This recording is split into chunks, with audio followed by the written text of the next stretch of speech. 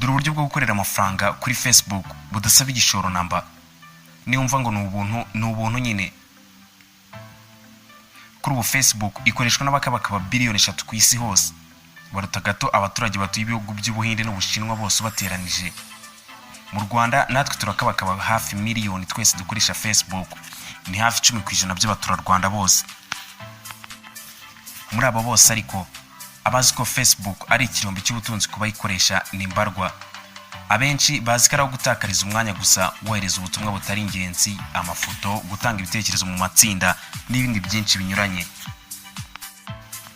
Gusa ubu byarahindutse kuko Facebook ifite uburyo bwinshi kandi bunyuranye bwo gukorera amafaranga kandi atari make. Ese waruzi ko hejuru ya 75% by'abantu binjiza $10,000 ku kwezi no kuzamura baba bakoresha Facebook? Gusa baba bakora ibyunguka. Wageze ubona post ya page ukunda runaka maze hejuru ukabona handitseho ngo sponsored. Ibi nibyo baba bakora. Facebook n'urubuga rwakoreye kubaka ubucuti hagati y'abantu, ariko ubu rurangajwe imbere n'inyungu z'amafaranga kandi rwubatswe mu buryo buri kimwe cyose gikoreweho kibyazwa amafaranga ku ruhande rumwe cyangwa urundi. Ubwo ni company ya Facebook cyangwa wowe uyikoresha. Kuva ku mafoto twirirwa dushyiraho, ibyo twandikirana mu matsinda, amashusho cyangwa video twirirwa twoherezaho n'ibindi byoherezwa kuri uru rubuga, byose bishobora kubyazwa amafaranga mu buryo bumwe cyangwa ubundi.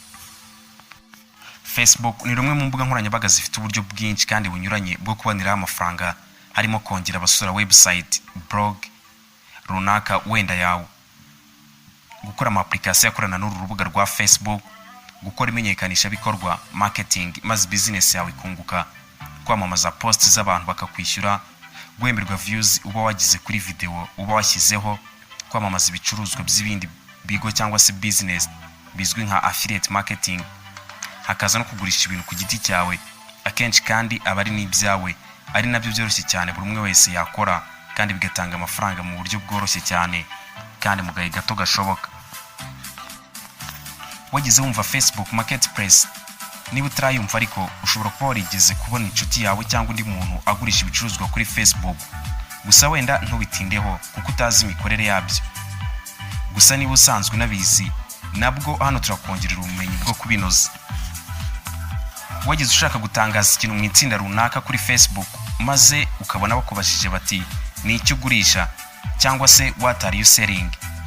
Iyi ni Facebook Marketplace, isoko ryo kuri Facebook, isoko yambari y'ubukire ku bakoresha uru rubuga.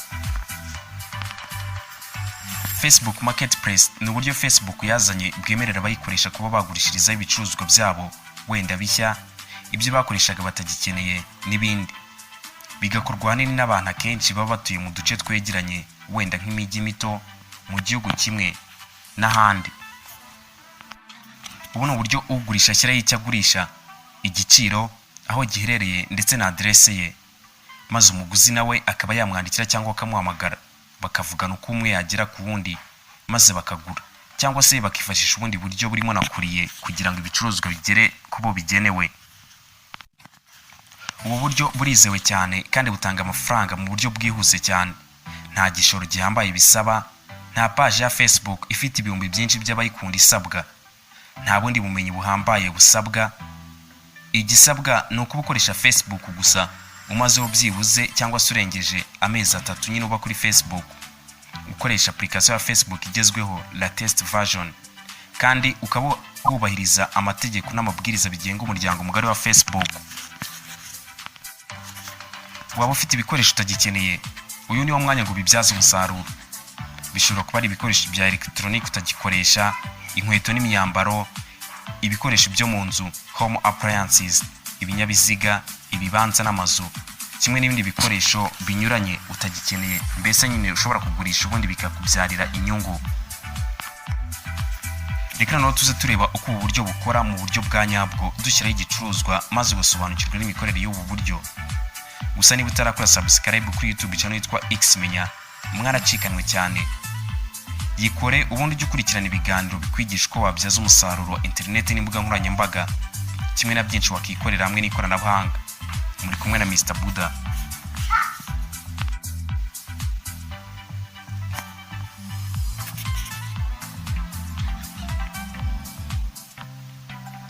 kugera kuri marketplace, fungura Facebook yawe.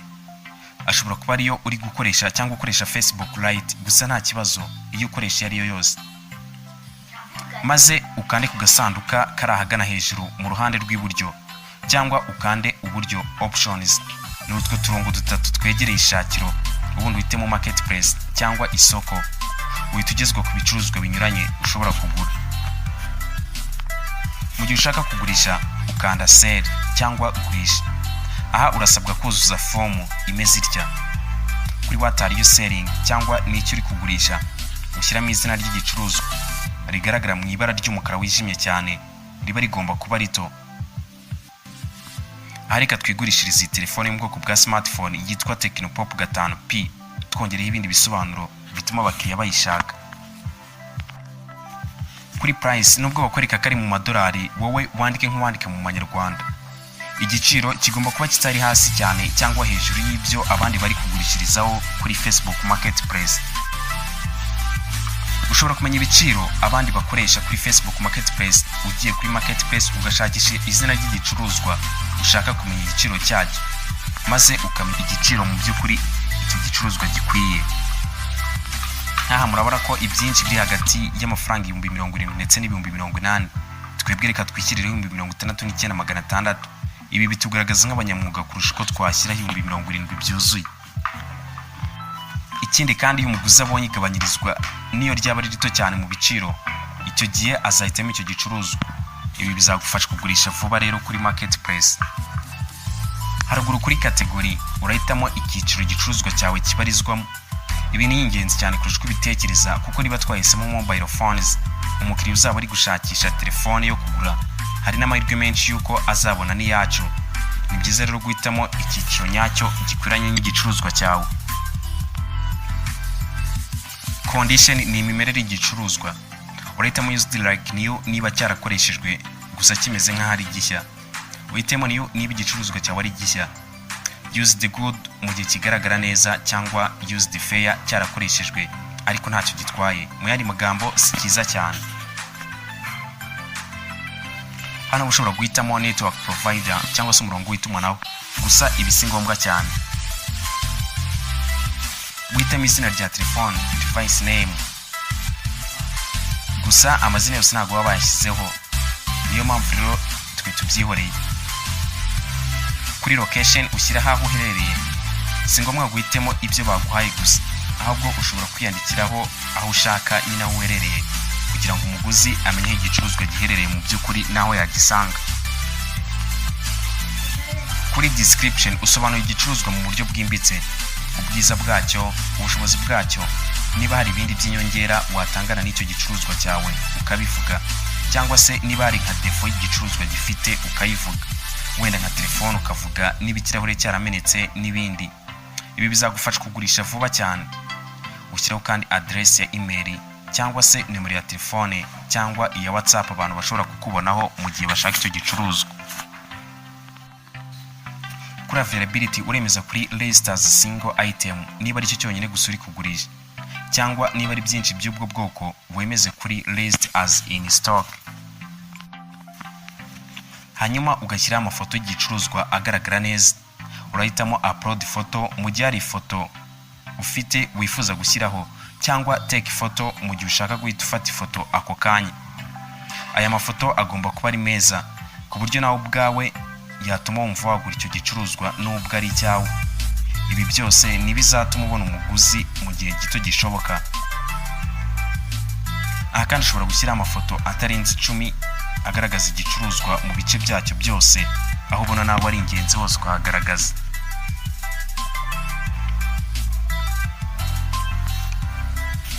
Aha kandi ushobora no kwemeza uburyo bwa offer delivery mu gihe ugeze ibicuruzwa byawe ku bakiriya, cyangwa niba ushaka kubisha inshuti zawe zo kuri Facebook gusa bikaba byagaragarira abandi bantu bakoresha Facebook, nabyo ukabyemeza. Gusa ubu buryo ntuzigera ubuhitamo na rimwe, kuko iyo wahisemo ubu buryo ntiwemererwa kubisangiza mu matsinda yo kugura no kugurisha kuri Facebook, kandi ari byo biba bikenewe cyane kuko ari waba ari abakiriya benshi cyane bashobora guhita bakugurira igicuruzwa cyawe. Ushobora kandi kwemeza niba ushaka ko abantu bazajya batanga ibitekerezo ku gicuruzwa cyawe, cyangwa niba utabishaka ubu buryo bwo ubukwiye kubwemeza kuko nabwo ari ingenzi.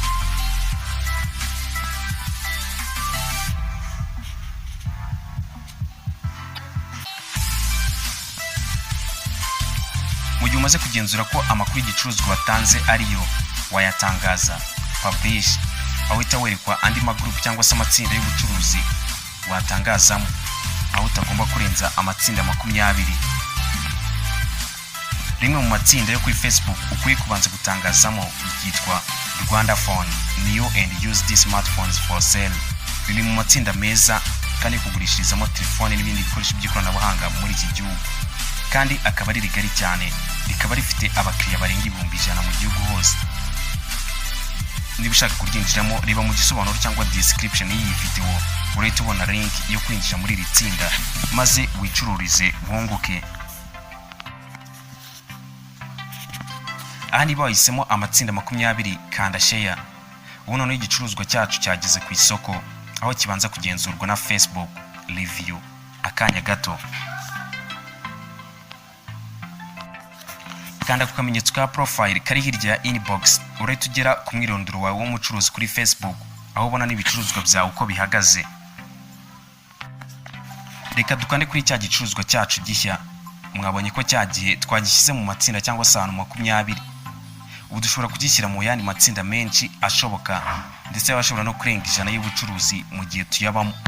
Turaza dukande kuri list in more places. Aha noneho bagwa amatsinda menshi cyane, gusa ugenda uhitamo 10 gusa, ubundi ukemeza kuri post, aho ubushyize kuri ayo matsinda 10 wahisemo. Gusa nanone harandi yasigaye, urongera ukande kuri list in more places, ubundi wongere ukande kuri wari wahisemo kugira ngo ukore deselect, ubundi wongere uhitemo andi matsinda 10 gutyo. Aha murabona ko igicuruzwa cyacu cyari ahantu 21. None tumaze kugishyira ku masoko 51. Ibazo ufite igicuruzwa kiri ku masoko 51, abakiriya wabona ni menshi birumvikana. Aha kandi ushobora kugenda ujya mu matsinda yawe uzi neza ko washyizemo iki gicuruzwa, ugakanda kuri view your listings, ugakanda ku gicuruzwa ushaka, ukemeza kuri list in more places, nabwo ukabikora nk'uko twakoze ibya mbere, nta tandukaniro ririmo. Ubu igicuruzwa cyacu kiri kwerekanwa ku masoko atandukanye yo kuri Facebook. Komeza usubize abagenda bakwandikira hose kuri icyo gicuruzwa. Reba mu butumwa bwo kuri Facebook inbox, urebe niba nta bakwandikiye. Ngahangaha murabona ko hano hari abantu bagiye batwandikira kuri iki gicuruzwa cyacu. Hanyuma nusanga bakwandikiye ubasubize. Reba no mu mamenyesha cyangwa notification zawe niba nta bandi bakwandikiye kuri icyo gicuruzwa nyine. Uwo muhuza cyangwa mwemeranya ku giciro runaka, mutegura ko igicuruzwa cyamugeraho.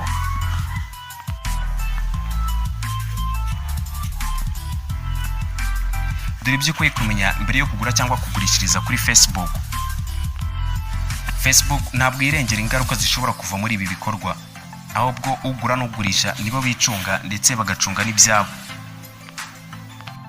Ikindi kandi birabujijwe kwagurishiriza imiti, ibiyobyabwenge, amatungo, ibimera n'abantu, kimwe n'ibicuruzwa bya digital nk'indirimbo n'ibindi. Niba uri kugura ibikoresho bya electronic byakoze, banza ubigenzure neza witonze. Niba ugiye guhura n'umuguzi cyangwa ugurisha, hitamo ahantu hagaragara nko muri gare, mu isoko, inzu z'imyidagaduro, kuri station ya polisi, kimwe n'ahandi hose wakumva utekanye mu gihe uri kumwe n'uwo muntu. Ikindi kandi Facebook kugira inama yo kugenzura amategeko agenga ubucuruzi mu gace utuyemo. Izi nama Facebook igira abantu bose bakoresha isoko ryayo, Facebook Marketplace. Ubu noneho niba wamaraga umwanya munini kuri Facebook cyangwa izindi mbuga nkoranyambaga uganira gusa, ubu noneho uyu mwanya wawubyaza amafaranga menshi atagira ingano, gusa ariko ukinjiza bitewe n'uko wakoze cyangwa wagurishije. Ngaho ukurikiza ubu buryo twabonye haruguru, ubundi wibera umumiliyoneri.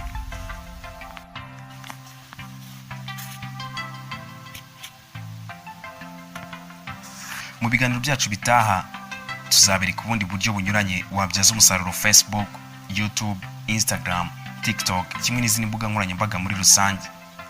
tubagezaho kandi uko wabyaza umusaruro internet mu buryo bw'amafaranga, website na application wakoreraho amafaranga ndetse n'ikoranabuhanga muri rusange.